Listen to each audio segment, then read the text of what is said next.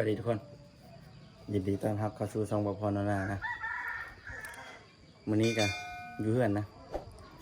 ซึ่งเป็นมื้อที่2เลยนะทุกคนบพรสิพาทุกคนไปเก็บผักกูดนะอยู่ทงไฮทงหน้าอยู่หน้าของน้องพูดพันนะทุกคนซึ่งณตอนนี้กับบพรกำลังสิไปเวลาประมาณ 6-7 โมงแล้วทุกคนแต่ว่า 6-7 โมงอยู่พี่นะแดดออกเลยนะทุกคนแดดออกเลยบรรยากาศค่อนข้างจะดีได้นะเอาเป็นอย่างไรก็ติดตามนะครับชมบรรยากาศทุกคนซึ่งตอนนี้กับบพรกำลังจะออกเดินทางนะทุกคนนะไปกับน้องพูด2 คนนะทุกคนไปตอนนี้กำลังเอารถออกมาไปนะทุกคนไปติดตามนะครับชมบรรยากาศนะว่ามันจะได้น้อยได้หลายนะทุกคนก็การจะสั้นๆเลยทุกคนเพราะว่าใช้กล้องโทรศัพท์หรือว่ากล้องมือถือนะกล้องค่อยมือว่านี่น้ำเข้าทั้งแบตมันใช้บ่ได้นะจำเป็นต้องได้ใช้โทรศัพท์ไปก่อนนะทุกคนถ้ามันสั้นมันเป็นอย่างไรครับขอโทษขออภัยแล้วเลยนะ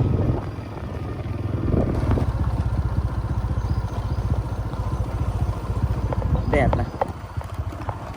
ยังเสาอยู่แต่ว่ายังแดดไปแล้วมาทางลงนะ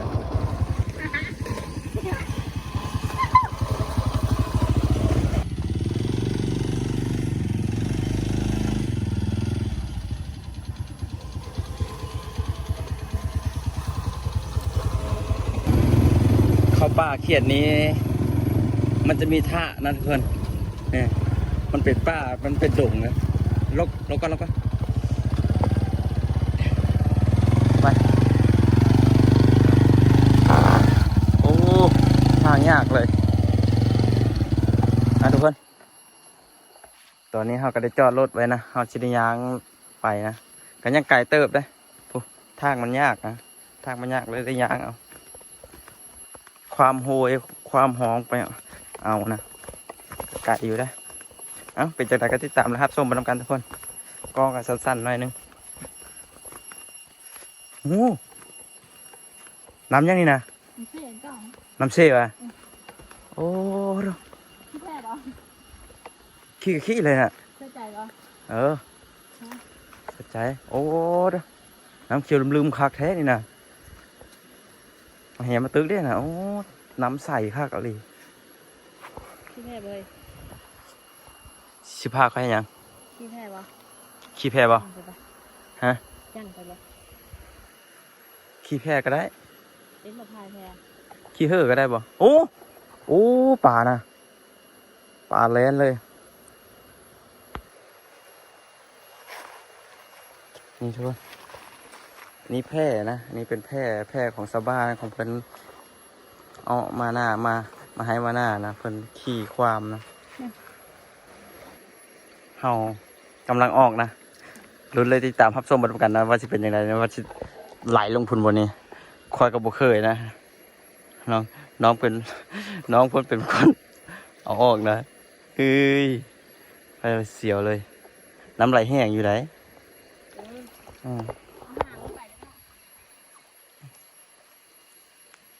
ไปทุกคน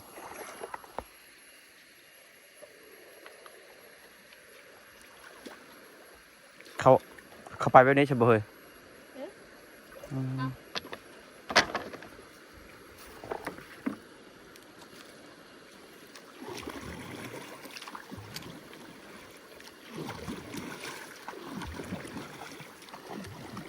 โอ้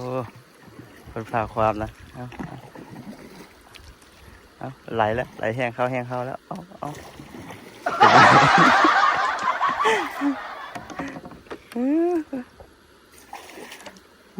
หมูอ้วนสิพาเขาแคบได้อยู่วะนี่โอ้หอยแคบจนได้เว้ยสุดยอดเลยหอดฝั่งจนได้นะทุกคนก็เลยเสียวขอยานเลยเนี่ยนี่ยังดีแต่น้ำมาเนี่ยน้ำมันตื่นมาหอดไปแล้วค่อยๆได้ปกติข่าวโหงปกติเขาโหนไปเนาะ เอ ปลา อ เนี่ยก็เลยเอาหางมันเลย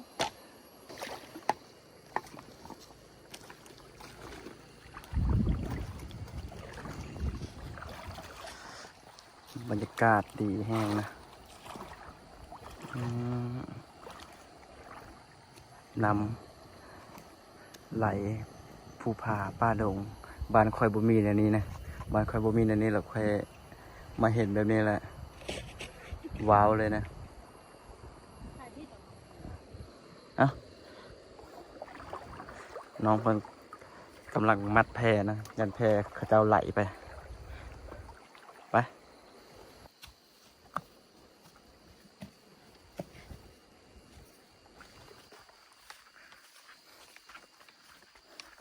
ขออนุญาตยันถะนะ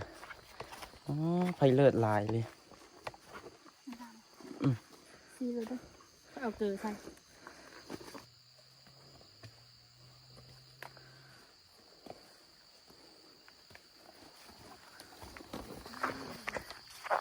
ก็มีสารที่ต้องหาหน้า นี่มันเป็นหน้าบ่อืม อันนี้เขาก็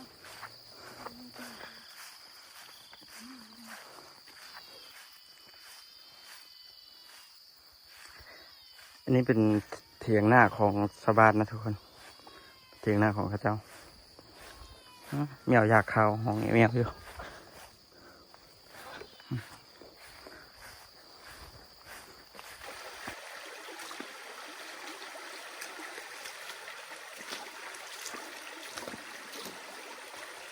ตอนนี้ก็มาฮอดเป็นที่เรียบร้อยแล้วนะเบิ้ง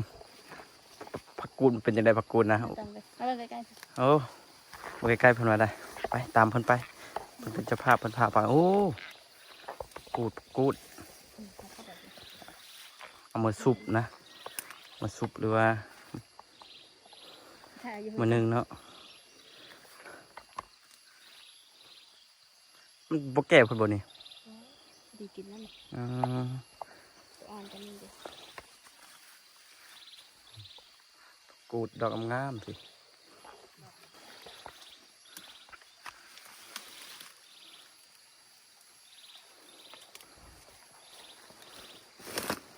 โอ้ดอกน้อยใหญ่แท้นี่ยอดตัวนั้นใหญ่แท้ใช้เบิ่งดูโอ้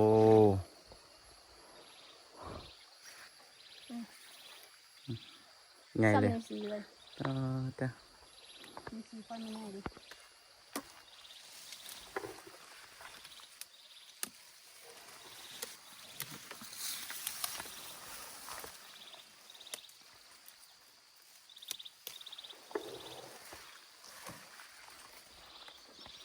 มันเฮ็ดค่อยแล้วทุกคนมันเฮ็ดค่อยแล้วนี่เอ้ยถ้าตกง่ายนึงนะปลายออกนะค่อยได้ออกมาแล้วนะทุกคนค่อยเข้าบ่ได้นะค่อยย่านนะค่อยย่านท่านะน้องเพิ่นน่ะบ่ย่านแต่ค่อยน่ะย่านนะทุกคนค่อยมาเจอแบบนี้แล้วค่อยย่านเลยค่อยบ่เคยเห็นนะเฮ้ยท่ายุ่งยากอยู่บ่เอาเด้อเป็นนี่บ่เอาเด้อมาทางน้ำดีกว่าอุ้ยปลาตามใส่ห้องนี่มีปลาหลายนะทุกคนโอ้โหปลาปลาลุแล้วนะโอ้นะปลานะ ปลาอย่างก็ กระชบโท่งมันปลาลุแล้วนะ ปลาชิโร่ สีโท่งบ่โอ้ตามใส่ห้องนี่ปลาง่ายนะซีดแม่นี่นะเจ้าพญานมาเขาได้เอาสเปรย์มานะนี่สเปรย์มาซีดนะค่อยก็ยังย่านมาไหวเลยแบบนี้ได้ค่อยออกไปอยู่แบบคำไปอยู่บนห้องหกนะมันจะจับนะทุกคนปลานะเอาทุกคนตอนนี้เขาก็ได้ลายแล้วนะเขาโบแมนเฮาเลยน้องพุทธสอนน้องพุทธสอนเพิ่นเก็บได้ลายแล้วนะนี่โจมนึงเลยถ้ากินกับปันไดสิกินนะเฮากระเสกเดินทางกลับแล้วบัดนี้นะหาเลาะเมิดแถวแคมทางเลยนะทางมือเลยไป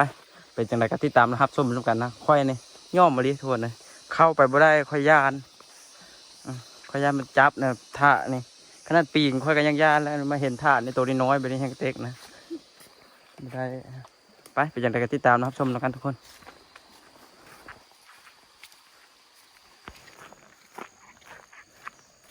น่ะปลานะโอ้ปลาปลายังไงนะ ซิว ชิวชิไงเช่ ซิวเขา ชิวข้าวบ่บุคทุกคนเห็นหรือบ่นะนี่ดูได้พูเลย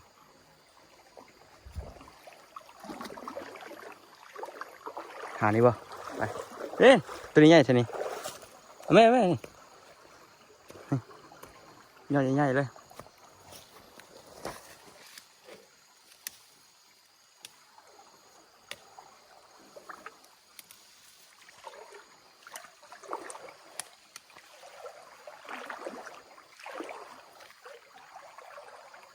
อ๋อตัวยอดใหญ่เลยอันนี้นะเห็นลายอยู่บ่ มันแหละ มาเลย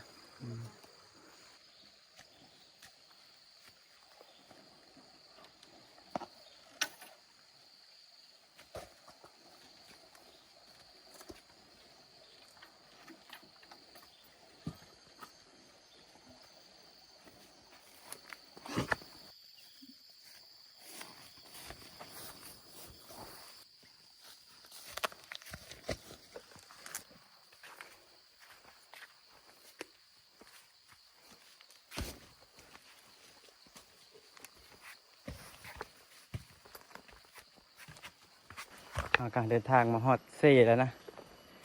ฮอดเซ่บ้านไปแล้วโอ้กบบ่หันนะกบเลยฮะโอ้ตอมลง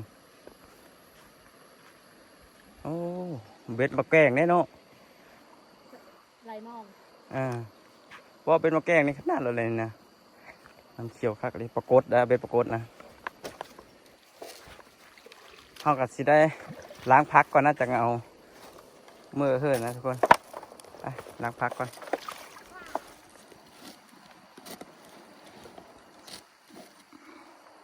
โอ้หลายแห้งนะ2 โจมถ้าบุติดมันทำตีก็ยานถ้าติดมานำตอนนี้เรากำลังจะล้างพักกันนะ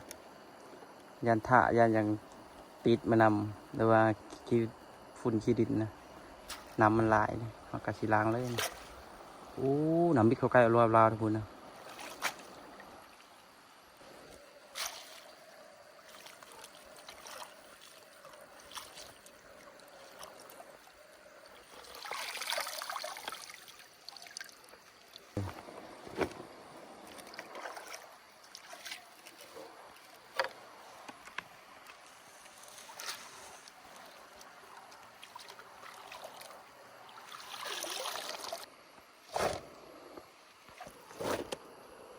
ตอนนี้เราก็ล้างพักเสร็จไปนที่เรียบร้อยเราก็จะได้เดินทางกลับแล้วบัดนี้ทุกคนก่อนเราจะกลับเราก็ขึ้นไปแก้เสือกแพรของเรากันน้องพุทธสอนนะครับคือเก่าตอนนี้เรากำลังลองนะโอ้น้ำแห้งแท้น้ำพัดแห้งแท้โอ้น้ำเขียวมันดูมันน้ำใสแล้วใสเท่าไรเนี่ย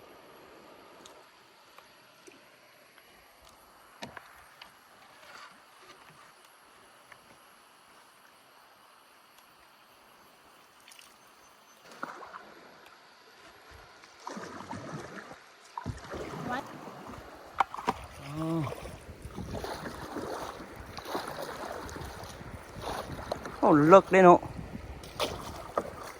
ว่า3-4 เมตรนี่ได้อยู่ว้าไปชวนเธอเขาจังไดค่อยได้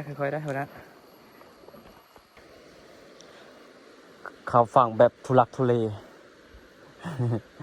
เอ้าเป็นยังไงกันติดตามรับชมไปด้วยกันว่าค่อยสิเปียกบ่มื้อนี้ ทำไปแล้วไม่ใช่นะ ค่อยสิเปียกบ่มื้อนี้ค่อยๆได้จับดิแหละแหละ อย่าเด้ออย่านะเพิ่นเอ้าเฮาก็รอดจนได้นะหอดฟังจนได้คนที่พาเขามากะทุลักทุเลเกือบเปียกเพื่อหอดฟังบ่เป็นไงหายกัน อุตพืชนึงน้องมา哎呦我的妈！ สิพาใครยัง อันนั้นบ่ โอเคอาบน้ำเนาะเพื่อนสิพาใครอาบน้ำนะทุกคนไปอาบน้ำก่อนใครก็จะอาบน้ำเชพาทุกคนอาบน้ำเชด้วยกันนะ เขาบ้างครับนะ บางค่ำไปเบิ่งไป ให้กัน เขาเห็นยังก็ เขาบ้างครับ บางค่ำเขาเห็นอะไรไป เขาจ้างนั้น เขาก็สิพาทุกคนไปเบิ่งเขาเจ้าบางค่ำนะหรือว่าแบบตอกเอาค่ำแถวชายเซ่นี่นะอยู่แถวนี้มันเป็นเมืองว่างอ่างค่ำเลยเฮ็ดให้มีค่ำน้อยๆนิดเศษค่ำน้อยๆนิดๆฮะเต็มไปเบิดนะทุกคนไปเด็กคอยจะพาทุกคนไปนะเบิ่งเขาเจ้าเอาเขาเอาวิธีใดนะน้องพุทธเขาก็ไปเลยโอ้ป่านี่น้องพุทธเขาไปแล้วน้องพุทธเขาคอยเปียกอีกแล้วนี่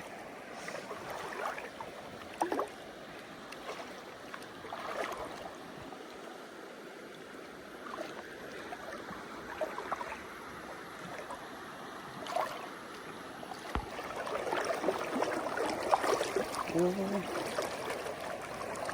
กินก้อนใหญ่น้ำใสแห้งนะทุกคนน้ำใสเลยเขาก็ยังอาบด้วยนี่เย็นๆก้อนหินนี่มีแต่ลูกม่วนๆเอาไปตบแต่งหน้าเฮินหน้าซ่านได้เลยแบบนี้นะงามนะธรรมชาติ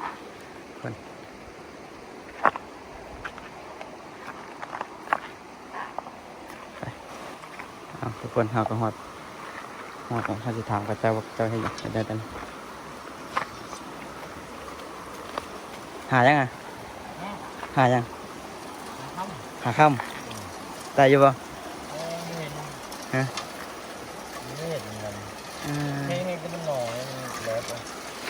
เห็นอยู่แต่มันน้อยเนาะปกติมื้อนึงได้หลายประมาณเท่าไหร่这个那个网不好，我骂网这里，没那么没来往那个，我们可以的。มันขึ้นน้ำดวงมันขึ้นน้ำบอดมาอีกเลยเนาะมือละหูดนะทุกคนโอ้ถือว่าหลายนะ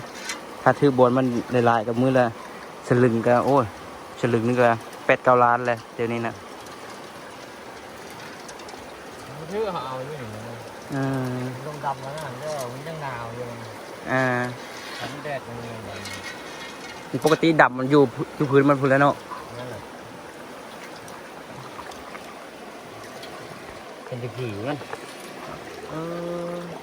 แบบนี้นะบ่เห็นนะทุกคนบ่มีนะเอ้าว่าต่อไปนะอันนี้ข้าเจ้าบ้างขึ้นมาเรียบร้อยแล้วนะนี่ก็แต่มันเป็นขี้ดินทรายคล้ายๆขี้ดินทรายแต่มันได้น้อยเลยเฮ็ดให้บ่เห็นนะทุกคนมันบ่แม่นเศษก้อนแบบนี้นะมันบ่แม่นได้ก้อนใหญ่ๆแบบนี้ได้มันเป็นแบบเศษดินนะทุกคนก้อนน้อยๆฮะโอ้อยู่แถวนี้มีเด้ออยู่แถวบ้านของพ่อพรบ่มีเลยทุกคนข้าเจ้าสิมุดเอาหรือว่าดำเอาเลยนะปกตินะอันนี้มันอากาศยังสาวอยู่ข้าเจ้าหนาวเอาตามแคมไปก่อนนะน้องมาไหลเลยทุกคนน้องมาไหลมาแล้วน้องมาไหลมาแล้วข้าเจ้ามาถ่ายตาหน้าน้องมาลอยน้ำมาเลยนะความมันเลยว้าย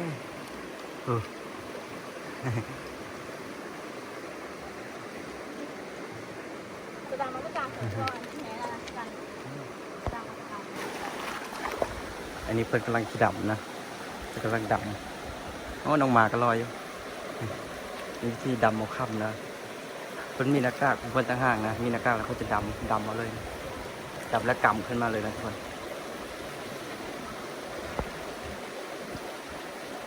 กองอาจจะสั้นๆก็ขอโทษขออภัยจำหลายนะทุกคนผู้ใดเอากองนั้นมา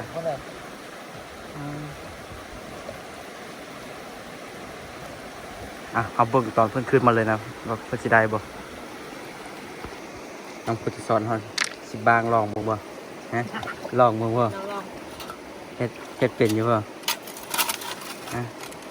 อันนี้เป็นอุปกรณ์ของข้าเจ้านะทุกคนอุปกรณ์ของเจ้านี่นะ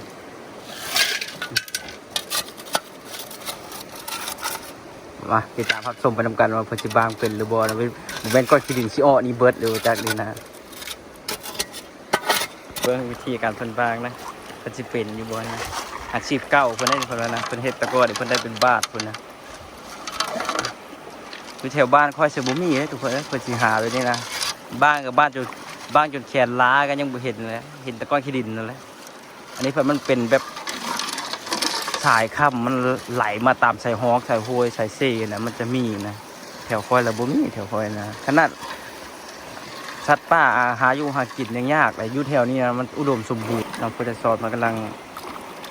บางนะส่วนทางคุณก็ดำอยู่ ทุกเท่าไหร่ โอ้ นี่จ้ะ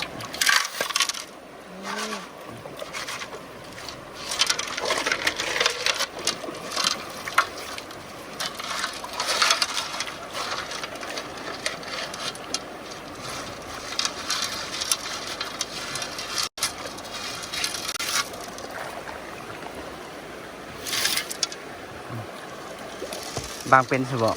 เสียของเจ้าได้กันบางบ่เป็นแล้ว กินเงินน้ำข้ามกินแค่กระขาวนะแบบนี้ อ่า แล้วนี่ว่านิดน้อยนี่ กอดแบบนี้ได้เนาะขึ้นมาได้กอดแบบนี้ได้รวยเลยนะนี่ก็ประมาณประมาณ10 บาทแล้วแหละนี่นะยันกว่าอีกเนี่ย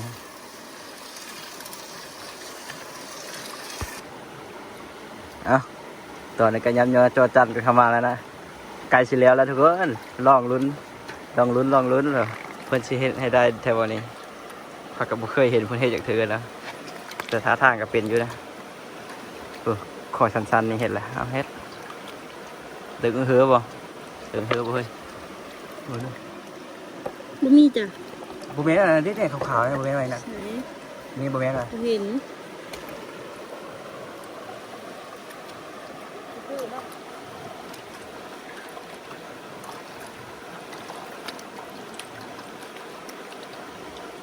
ใช่ นี่เด้อสุการเอ้ย บ่ถือนะบ่มีนะทุกคนขี้ดำๆนั่นบ่แม่นว่ะ ขี้เหรอ เออ เห็นความ เฮาก็สิได้ไปอาบน้ำในแล้วนะอาบน้ำก่อนเด้อขอบใจน้องพุทธสอนไปแล้วนะน้องพุทธสอนเพิ่นนอนแห้งไปอาบก่อนไปเลยอาบน้ำแล้วทุกคนโอ้เลิกเด้อเพลงผู้จะไปลงเลิกอะไรได้จะลงเลิกอะไรเลิกนะทุกคน เห็นคอเลย เพียงคอเลยบรรยากาศดีแห้ง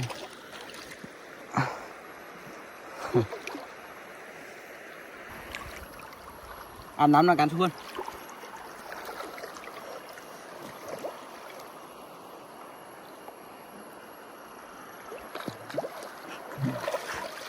ลุ้นยันถือตีนบ้าพอเนี่ยตอนนั้น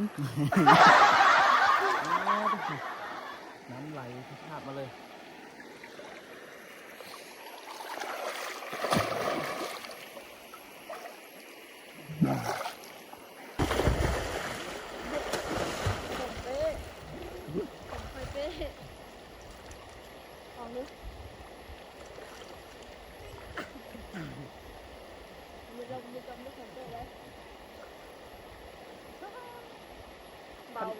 ท่านประยุทธ์น้ำนี่ออกมาได้